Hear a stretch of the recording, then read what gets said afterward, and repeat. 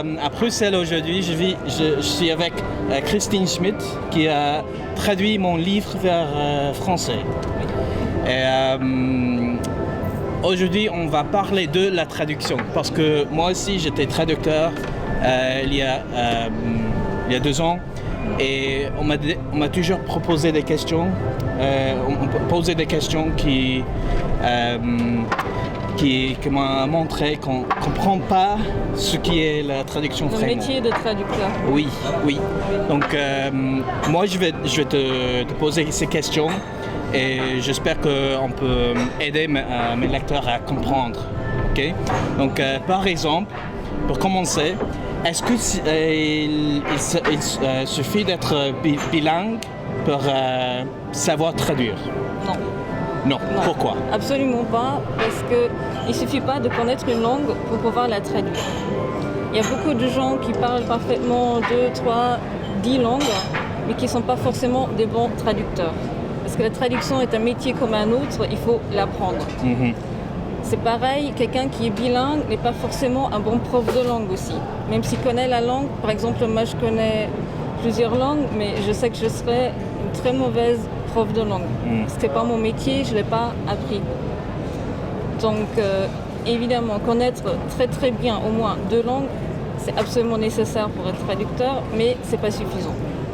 Il faut aussi savoir traduire, c'est-à-dire connaître, je dirais, les techniques pour traduire, savoir comment il faut traduire un texte pour que ce soit une bonne traduction, pour que ce soit bien lisible, connaître la bonne terminologie, connaître le domaine qu'on traduit, c'est très important parce qu'on ne peut pas traduire quelque chose qu'on ne connaît pas. Par exemple, je sais que toi, tu faisais que des traductions techniques. Moi, je n'accepte jamais les traductions techniques parce que c'est un domaine que je ne connais absolument pas. Donc, puisque je ne comprends pas le domaine, je ne comprends pas à 100% le texte, je ne peux pas faire une bonne traduction. Oui. En fait, une fois, j'ai parlé avec un traducteur qui traduisait tous les thèmes. Ouais. Et moi, j'ai vu un problème avec ça. Par exemple, c'était de l'italien vers l'anglais. Et il a traduit le mot programme vers l'anglais. Il a écrit à la française, avec 2 M et un E.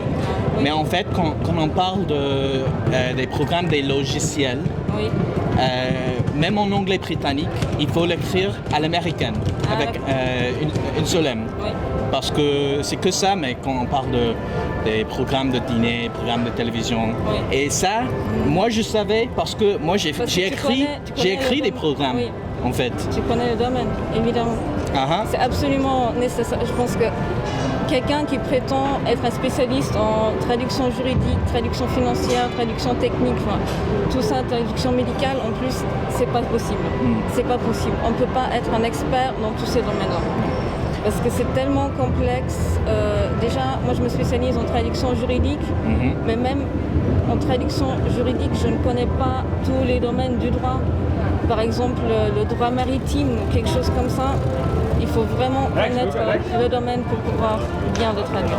Et comment est-ce que toi, tu as commencé tu t'es formé en traduction? Oui, j'ai une licence en traduction. J'ai étudié la traduction à l'Université de Genève, en Suisse. C'est un programme de 4 ans. Après, j'ai encore fait une spécialisation en terminologie. Ensuite, j'ai fait un stage. Et ensuite, parce que je voulais me spécialiser en traduction juridique, j'ai encore fait une licence en droit par correspondance. Bon ben, voilà. Je suis peut-être un exemple un peu extrême.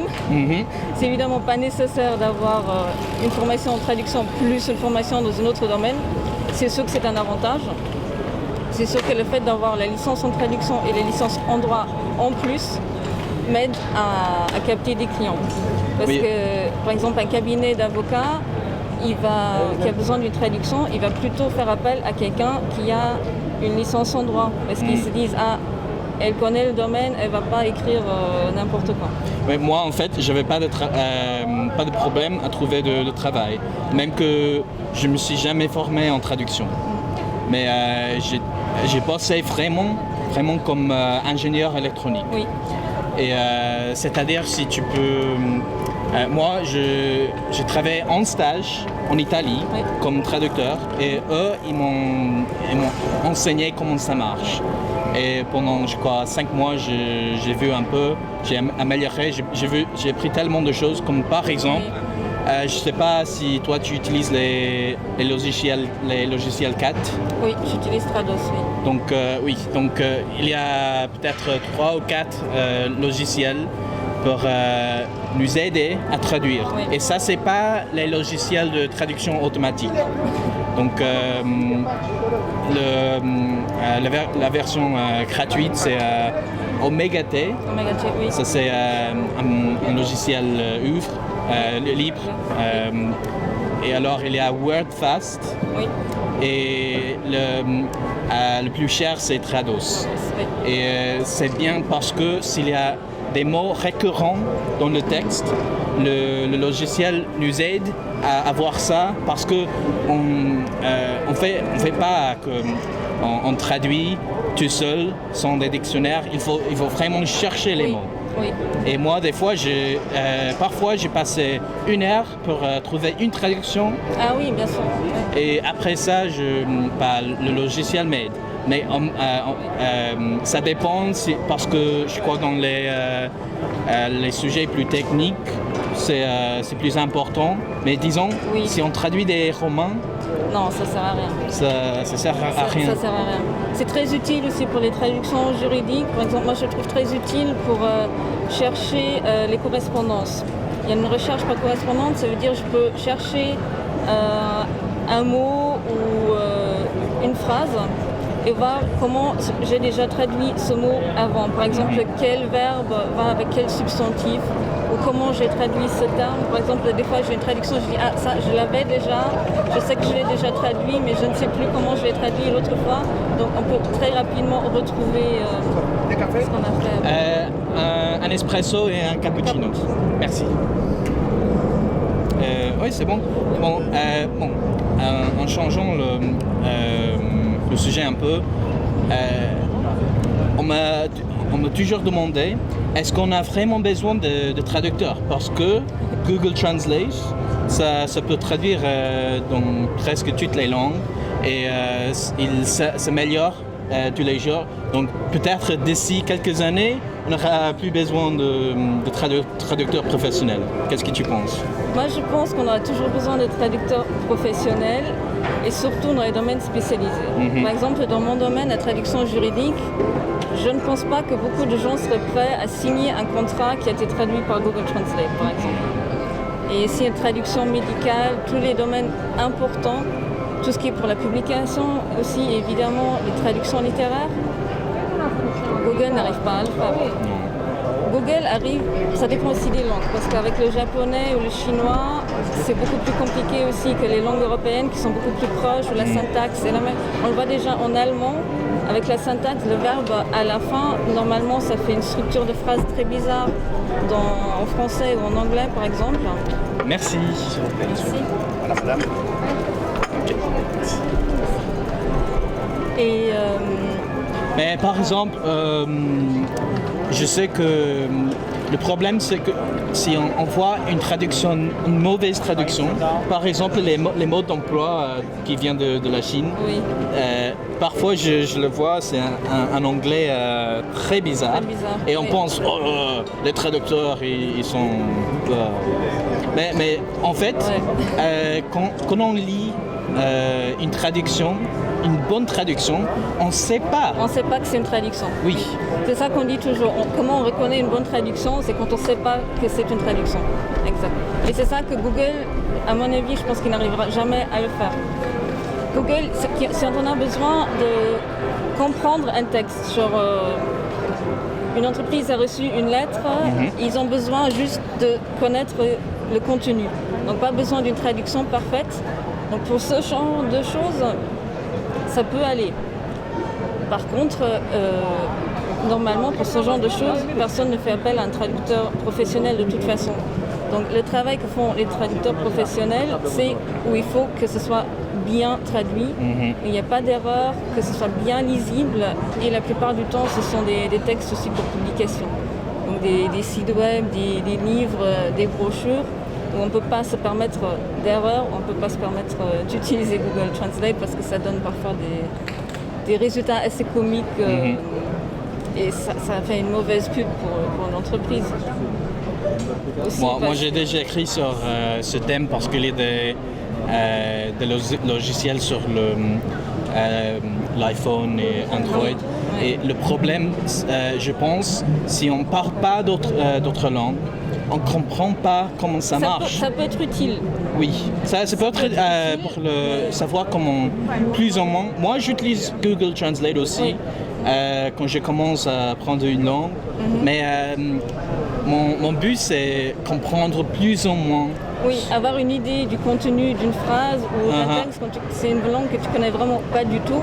Là, ça peut être intéressant pour te donner une idée. Par contre, si tu as besoin de traduire un document que tu lis, non. Donc, la qualité est différente. Disons que quelqu'un a déjà appris une langue, il parle la langue assez couramment. C'est quoi tes conseils pour lui ou elle s'il veut devenir traducteur? Je pense que toi, ce que tu as fait de faire un stage dans une entreprise de traduction, je pense que c'est une très bonne idée parce que ce qui est important, c'est surtout la pratique. Il faut traduire. On apprend en traduisant. Oui. Plus on traduit, plus on apprend.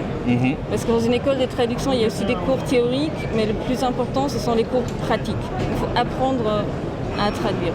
Oui. Donc, déjà, évidemment, il ne suffit pas de connaître un petit peu la langue, il faut très très très bien connaître la langue. Donc, ça ne va pas si on dit « Oh, je parle plus ou moins espagnol, est-ce que je peux le traduire ?» J'ai fait un cours d'été il y a 10 ans, non. Non. Non. Moi, je dirais il faut un niveau très très très élevé, mais je dirais un niveau C1 ou C2 de préférence. Moi, je suis d'accord. Et après avoir fait le stage, j'ai trouvé mes clients par prose.com. Oui. Et j'ai commencé avec un prix très bas. Et après un an, j'ai augmenté par 20%. Donc on peut aussi traduire gratuitement ou pour un prix très bas. Peut commencer. Pas trop bas quand même. Pas trop bas parce que. Mais c'est sûr qu'un débutant aura du mal à trouver des clients qui sont prêts à lui payer le tarif que prend un traducteur qui a 20 ans d'expérience. Oui. D'accord, mais il faut quand même que ça reste un tarif professionnel. Parce que ça ne sert à rien non plus de casser le marché, parce que ce sont tous les autres traducteurs qui vont être affectés aussi, parce que les tarifs ont tendance à descendre.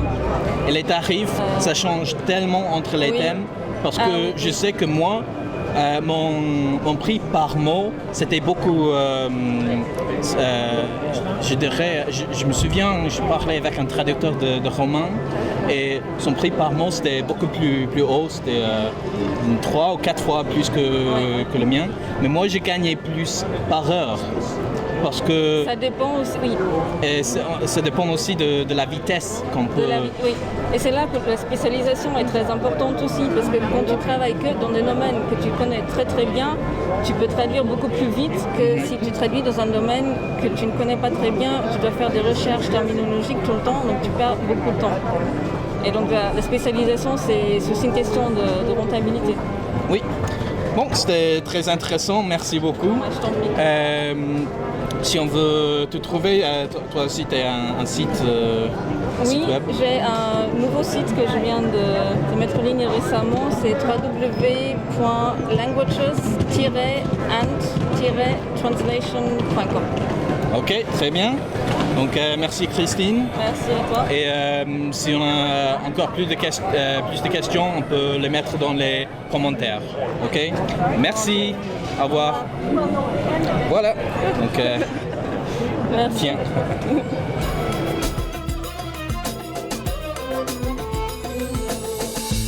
Et donc je voulais parler avec elle pour découvrir ce qui est différent. Si vous étudiez un peu tous les jours, vous le parlerez très vite. Alors, qu'est-ce que vous attendez? Le RSS est un moyen très pratique de s'abonner à des sites web. Pour vous montrer ce que je veux dire, je vais comparer les deux façons de naviguer sur Internet.